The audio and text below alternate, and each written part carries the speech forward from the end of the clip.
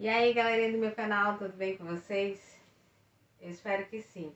Queridos, eu me chamo Diene Marques, sou professora de Ciências do Ensino Fundamental 2. Eu estou muito feliz de poder estar mais uma vez aqui com vocês reunidos. Para aqueles meus alunos que já estão comigo, eu fico feliz. E para aqueles que estão entrando agora, eu fico mais feliz ainda de poder fazer parte da vida escolar de vocês. Então sejam todos muito bem-vindos, se sintam abraçados por mim e vamos lá dar continuidade. Nosso momento de reflexão. Queridos, eu trouxe um versículo para a gente na nossa aula de hoje, que está lá em João 16, versículo 33, que diz assim: No mundo tereis aflições, mas tende bom ânimo, eu venci o mundo. Queridos, esse versículo é Jesus falando para a gente que passaríamos por dificuldades em nossa vida, passaríamos por problemas, só que ele veio, nesse versículo, nos dando um conforto. Qual é?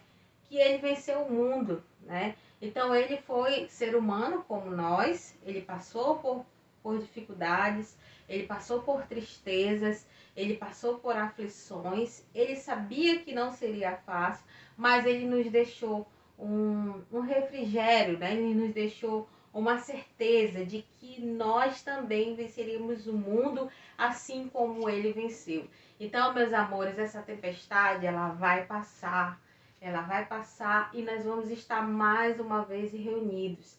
A gente só não pode perder a nossa esperança e a nossa fé de que tudo vai ficar bem. Então, fixem isso no coração de vocês. As coisas vão ficar bem. Então, qual a importância de se estudar ciências? Você já se perguntou da importância de se estudar essa disciplina? Se tivermos a curiosidade de pesquisar a definição da palavra ciência nos livros ou na internet, vamos achar a seguinte definição: conhecimento. Então, ciência é conhecimento, é pesquisa, né? É estudo. Outra definição também que com certeza você irá encontrar da disciplina de ciências, da palavra ciência, é que o homem, ele busca estudar, né? Ele busca aumentar o conhecimento dele, principalmente na questão de se conhecer como funciona o universo e como ele foi fundado. E aí você pode se indagar, que legal, mas e eu com isso? Bom, o que a gente estuda na escola como ciências, na verdade, engloba somente uma parte desse conjunto de conhecimentos. Geralmente, essa matéria é composta por conteúdos das disciplinas de Física e Química, que fazem parte do campo das ciências físicas e da biologia. Mas, na realidade, ciências estão presentes em todos os momentos da nossa vida. Por exemplo, o computador ou celular que você está usando agora só chegou às suas mãos graças às pessoas que tinham conhecimento na área de engenharia eletrônica, ciências da computação e até mesmo química. Para ler e compreender tudo isso que nós estamos falando agora, você também precisou estudar língua portuguesa, que é uma disciplina que faz parte do campo das ciências humanas. E aí você pode dizer, tá, mas você ainda não me respondeu a pergunta, professora.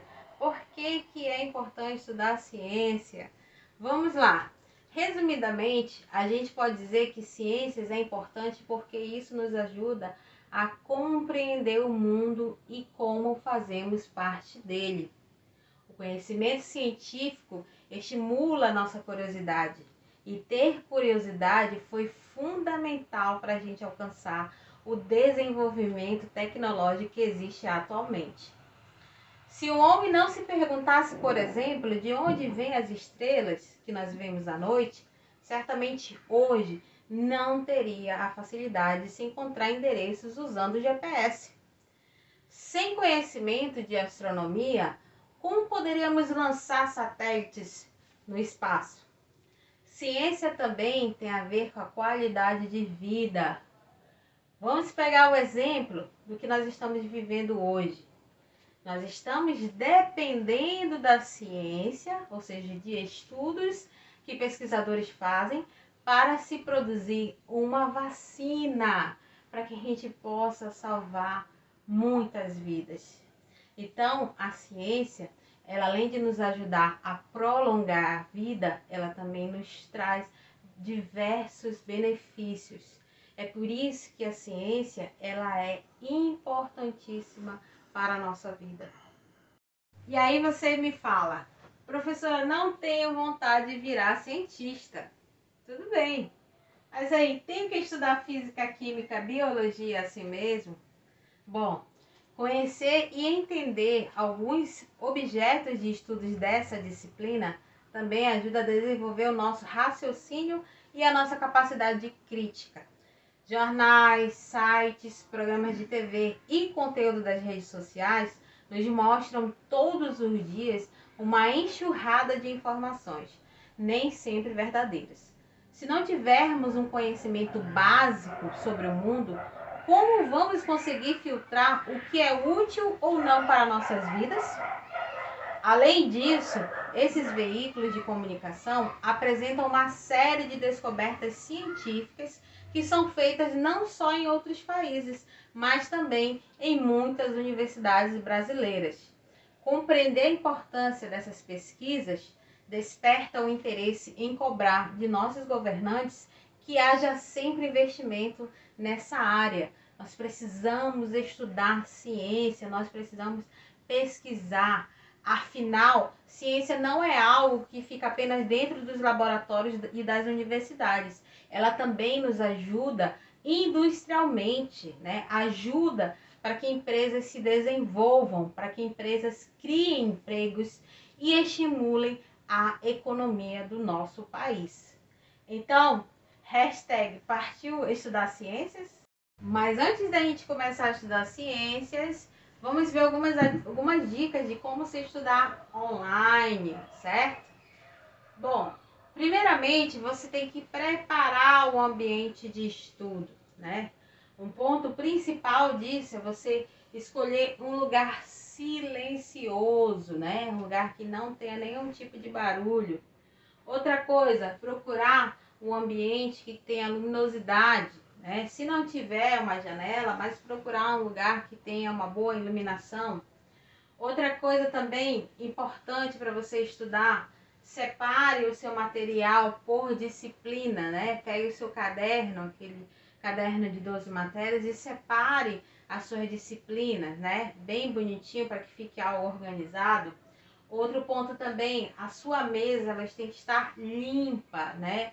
Não deixe alimentos, deixe apenas o essencial, que é o seu material didático, o seu caderno, o seu livro, a sua caneta, seu lápis e a sua borracha. Leve para sua mesa apenas o essencial. Outro ponto também, se você não estiver usando o seu celular, porque eu não sei se vocês estão utilizando o celular ou notebook, mas se você estiver usando notebook, deixe o seu telefone celular no silencioso, né? Para que não venha te atrapalhar, para que não venha te ocasionar nenhum tipo de distração. Procure sentar sempre em cadeiras com braço, né? Com cadeiras que tenham braço para que você fique com uma boa postura. E sente-se sempre com as costas, né? Bem alinhadas na cadeira.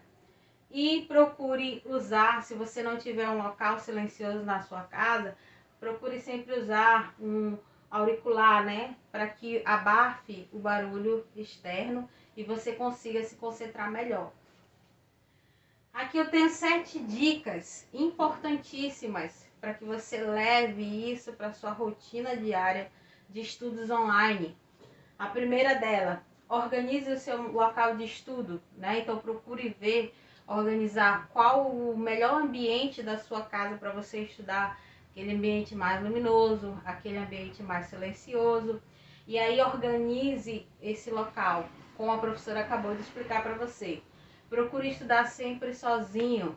Eu sei que muitas das vezes em casa nós temos a interferência, né, de irmãos pequenos, de sobrinhos, né, de primos, mas procure sempre ir para um local em que você possa ficar sozinho para se concentrar melhor. faça um cronograma. Esse cronograma você já tem, né?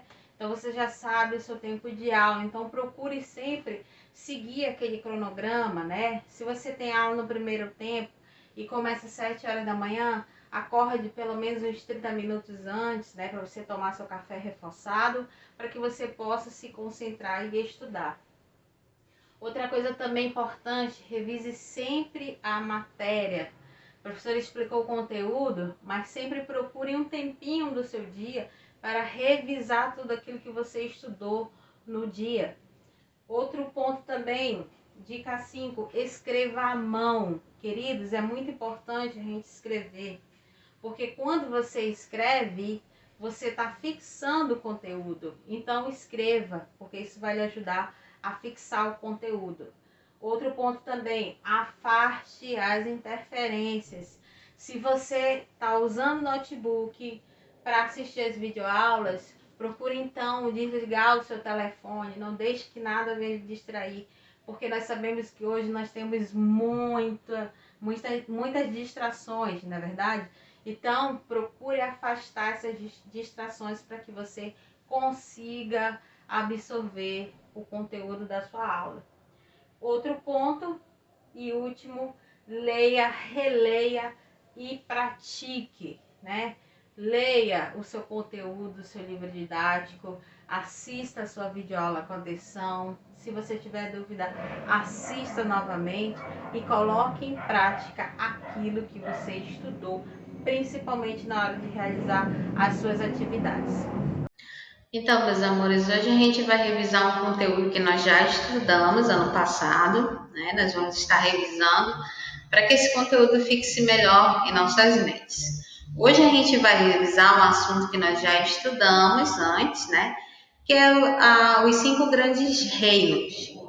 Bom, antigamente a ciência classificava os seres vivos em 2 grandes grupos, né? Então, todo ser vivo que existia no planeta Terra, ou ele pertencia ao reino animal, ou ele era do reino vegetal. Então, os primeiros pesquisadores, eles classificavam os seres vivos assim, né? Inclusive, um dos primeiros pesquisadores a trabalhar com taxonomia foi Linneu, né? Linneu foi um grande pesquisador da taxonomia que estudou os seres vivos e a sua classificação.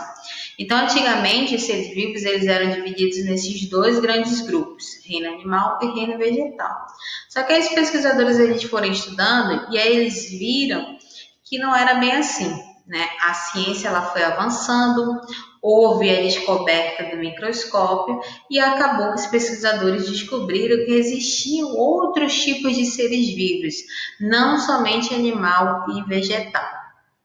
E aí, com esse avanço da ciência e com esse descobrimento do microscópio, os pesquisadores viram que existiam seres vivos que a gente não consegue ver a olho nu.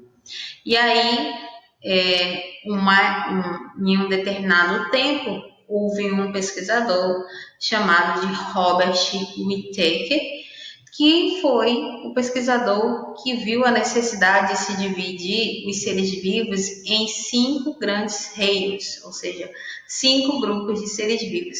E aí, a partir de agora, nós vamos revisar um pouquinho esses 5 grandes grupos de seres vivos. Então, meus amores, para aquelas pessoinhas que não lembram mais os 5 grandes reinos, né? São esses 5 reinos que você está vendo na sua tela: Reino Monera, Reino Protista, Reino Plantae, Reino Fungi e Reino Animal. Esses são os 5 grandes reinos, né? Sendo que nós temos que atentar para um detalhe. O reino protista, o reino plantae, o reino fungi e o reino animalia são grupos que os seus representantes são seres vivos que possuem células eucariontes, ou seja, células que possuem uma membrana nuclear, né? Uma membrana que organiza o material genético dentro desse núcleo, né? Então, esses 4 reinos aqui que você vê reino protista, reino plantar, reino fungi, reino animalia, são reinos em que os seres vivos possuem células eucariontes. Já o reino Monera é o único reino em que os representantes possuem células procariontes, ou seja, seres vivos em que eles não possuem uma membrana nuclear, ou seja, o material genético não é organizado dentro de um núcleo, ou seja, o material genético fica espalhado no citoplasma da célula desses seres vivos. Vamos ver então agora as características gerais desses 5 reinos, começando pelo primeiro reino, que é o reino Monera. O reino Monera, ele é formado por organismos procariontes, como eu já falei para vocês há pouco, né? Que são aqueles seres vivos que têm o material genético dele espalhado no citoplasma da sua célula. São seres vivos também, os seres que compõem o reino Monera, seres vivos que só possuem uma única célula, cujo material hereditário não fica no interior do seu núcleo, né? Fica ali espalhado, né? Disperso no citoplasma. Eles são unicelulares, então eles podem viver sozinhos, ou seja, você pode encontrar uma bactéria, né, vivendo ali sozinha, ou ela pode viver em colônia. O que é uma colônia, professora? É grupamento anatômico, né, ou seja, grupamento de várias bactérias juntas. Então, os representantes do reino Monera, eles podem viver individualmente, sozinhos, ou podem viver em colônias. Os representantes do reino Monera também são autotróficos ou heterotróficos. O que a senhora quer dizer, professora, quando a senhora fala em ser vivo autotrófico e heterotrófico? Autotrófico é quando aquele ser vivo ele consegue produzir o seu próprio alimento, né? Ele tem a capacidade de produzir o seu próprio alimento. Já aquele ser vivo heterotrófico é aquele ser vivo que ele não consegue produzir o seu próprio alimento, né? Ele tem que se alimentar de outro ser vivo. Então, as bactérias, elas são assim, elas podem ser do tipos autotróficas ou heterotróficas. Exemplo de representantes do reino Monera, as bactérias e as cianobactérias. As cianobactérias também são bactérias, só que as cianobactérias, elas são bactérias autotróficas, ou também chamadas de autótrofas, né? Por quê? Porque elas conseguem produzir o seu próprio alimento. Já as outras bactérias, elas são heterotróficas, por quê? Porque elas não conseguem produzir o seu próprio alimento.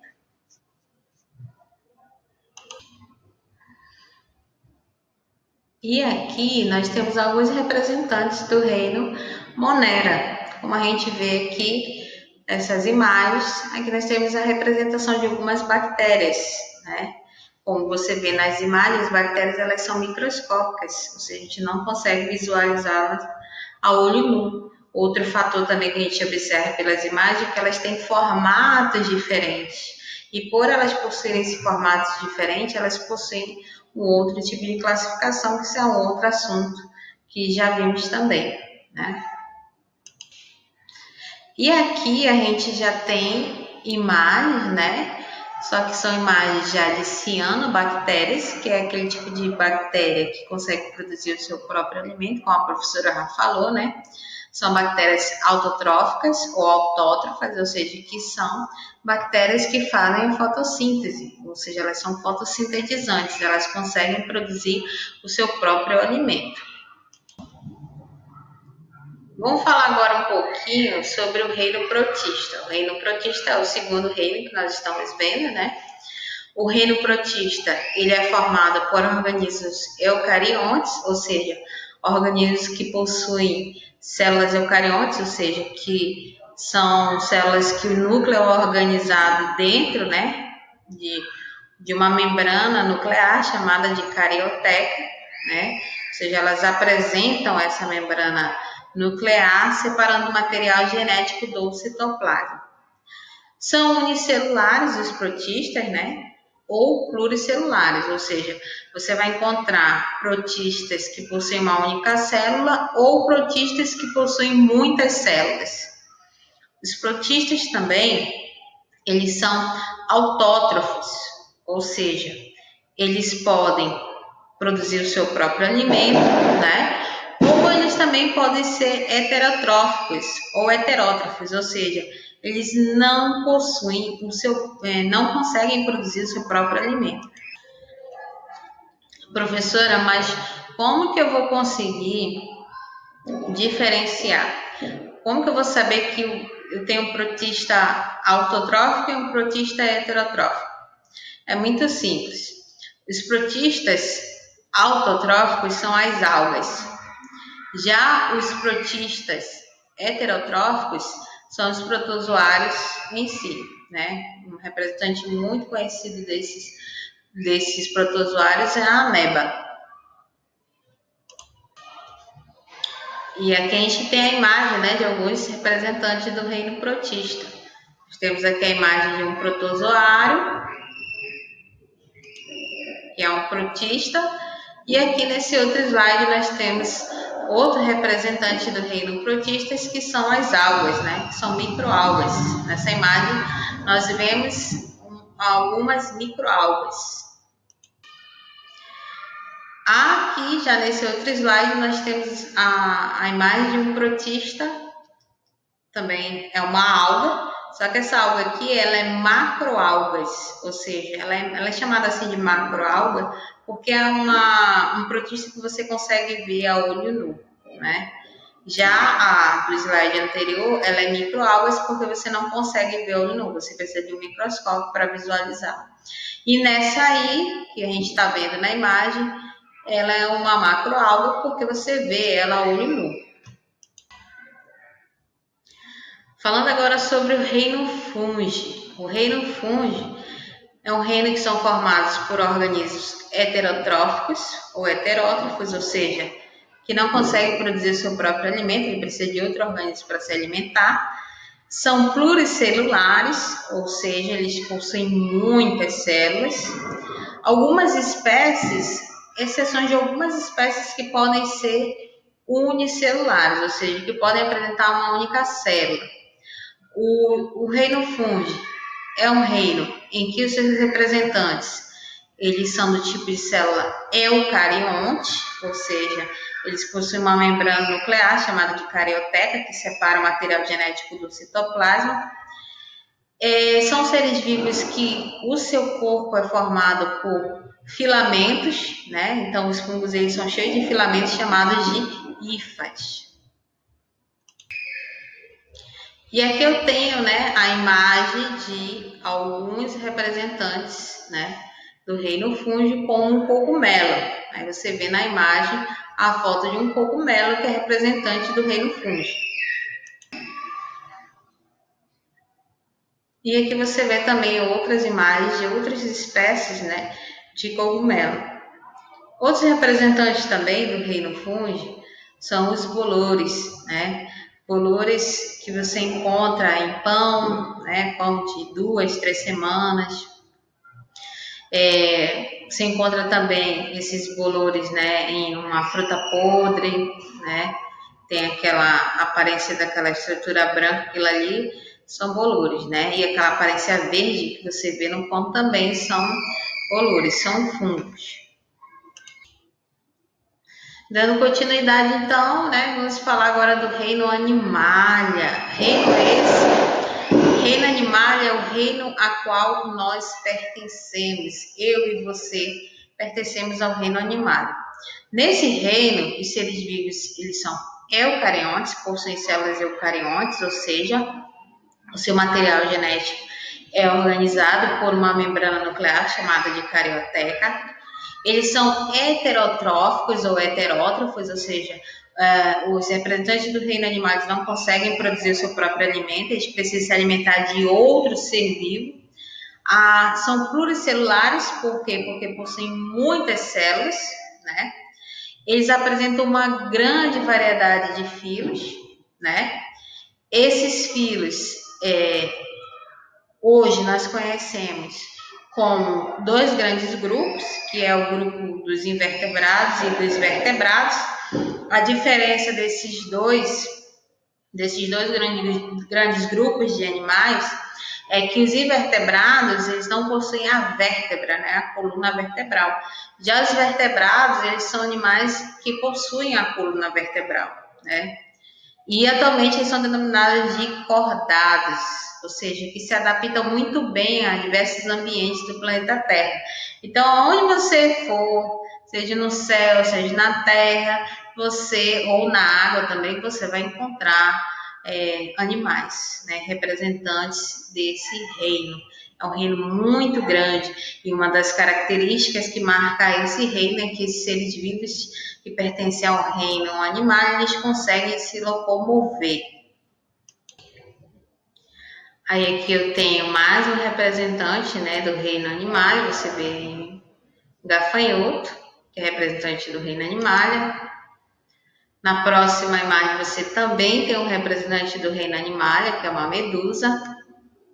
Aqui você vê outro representante do reino animal, que é um anfíbio.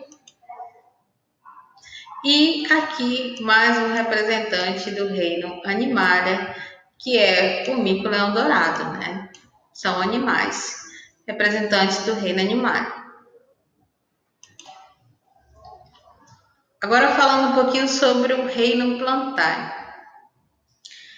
O reino plantae é um reino em que eu tenho representantes que têm células eucariontes, ou seja, né, como já falei, são seres vivos que possuem uma membrana nuclear, que é a carioteca, são pluricelulares, porque possuem muitas células, são seres autotróficos, ou seja, autotróficos, por quê? Porque elas conseguem produzir o seu próprio alimento.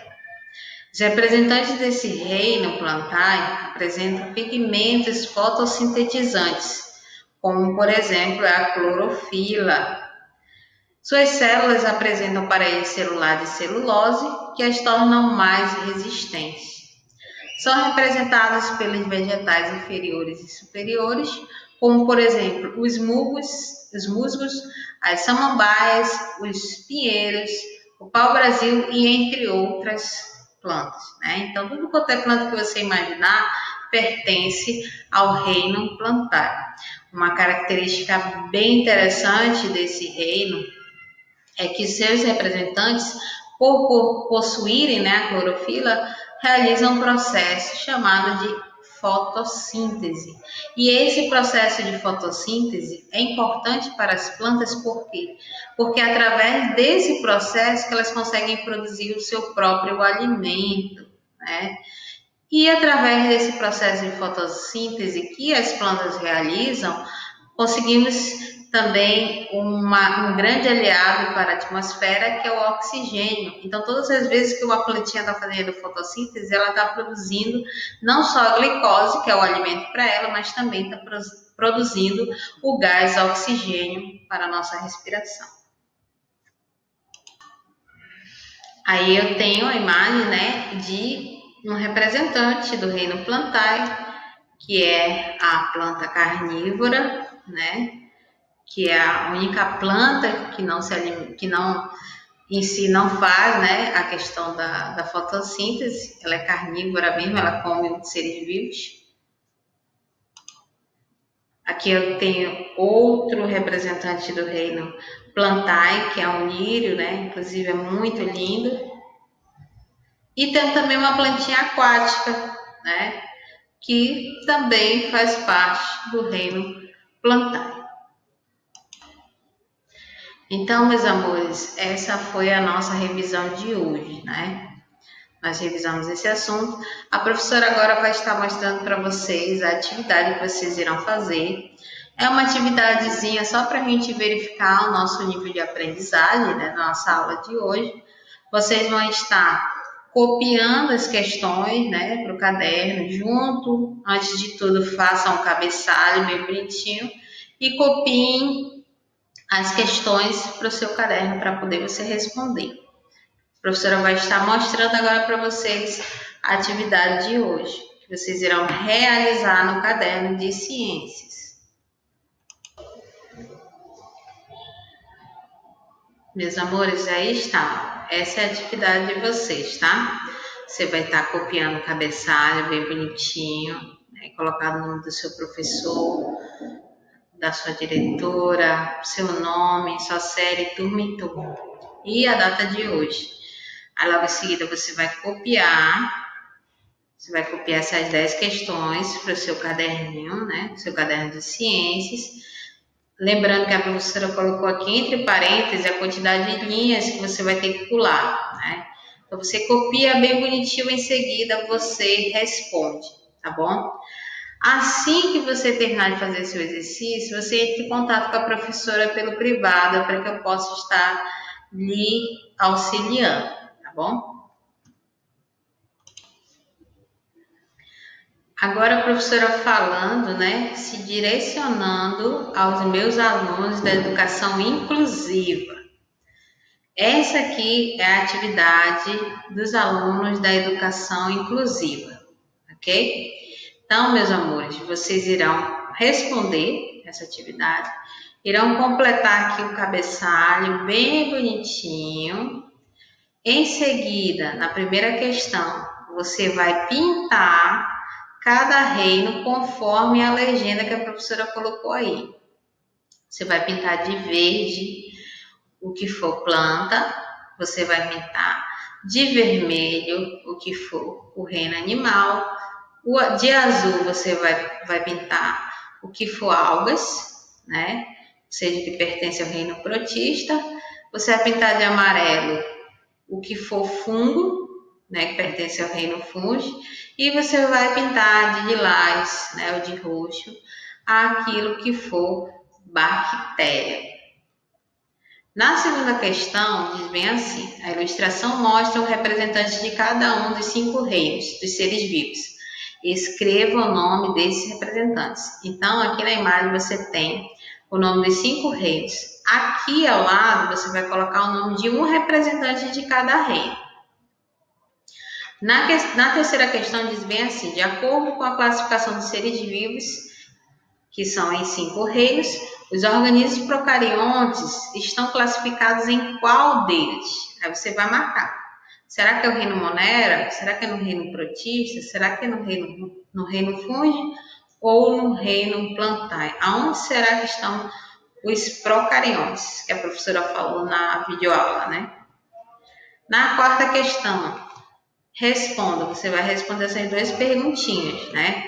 Por que os fungos não pertencem ao reino plantae e qual a importância dos fungos para as cadeias alimentares?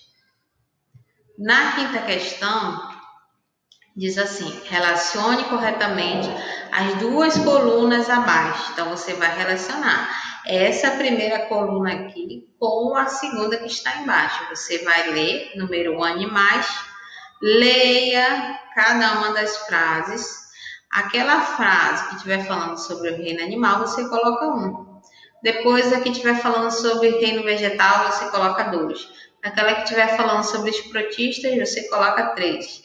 A frase que estiver falando sobre bactérias, você coloca 5. E a que estiver falando sobre fungo, você coloca 4. Certo, queridos?